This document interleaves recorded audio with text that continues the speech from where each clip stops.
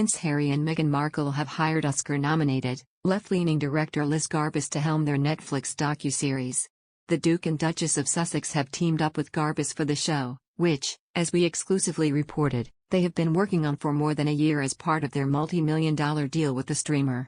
Garbus was seen in the background with the couple last September during their trip to NYC with a small camera crew who hid their equipment in an apparent bid to keep the top-secret project under wraps. The Sussexes' three-day New York excursion included a stay at a luxury apartment at United Nations Plaza owned by power player lawyer Barry Bloom. The cameras followed them to a red carpet gala honoring veterans aboard the USS Intrepid in Manhattan, and at a lunch at Joint Base McGuire-Dix Lakehurst in New Jersey. Garbus was seen with colleagues smuggling camera equipment under coats and bags out of the UN digs while setting up and filming the Sussexes. Her film crew was also spotted with the couple in an Airstream van on their way to the Veterans Gala. Garbus is openly political. Her Instagram account urges for abortion rights in the wake of the Supreme Court's reversal of Roe v. Wade and calls Democratic gubernatorial candidate Stacey Abrams a brilliant leader. The royal family is generally expected to be apolitical, but since Harry and Meghan split from the royals and moved to the U.S., they seem keen to align themselves with progressive issues, especially in fighting climate change. During the 2020 presidential election, Meghan also worked with noted feminist Gloria Steinem to cold call voters, encouraging them to head to the polls.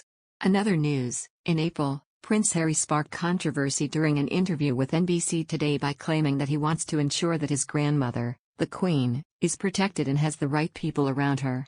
The interview really did upset the 96-year-old monarch, and the slap-in-the-face interview is reportedly a reason behind Prince William and Kate's rushed move to Windsor. Neil Sean discussed William and Kate's upcoming move. Mr. Sean claimed, "Our gracious Majesty the Queen, as ever we have to say allegedly, is very very sensitive to people speaking out, you know, when they've had a private conversation with her. It's not the done thing, it's not protocol." Following Harry's controversial interview, Mr. Sean said, "And that's truly the reason why, very quickly and very astutely, it was announced that both Catherine and William would now be living very soon on the Windsor estate to keep a watchful eye on our 96-year-old monarch." He added, "There's a big background to this, so do let me explain." This, Harry's interview, really did upset Her Majesty. She felt, of course, that this was a bit of a slap in the face to all the people that have truly looked after her and her family, and of course, her working team around her during the pandemic.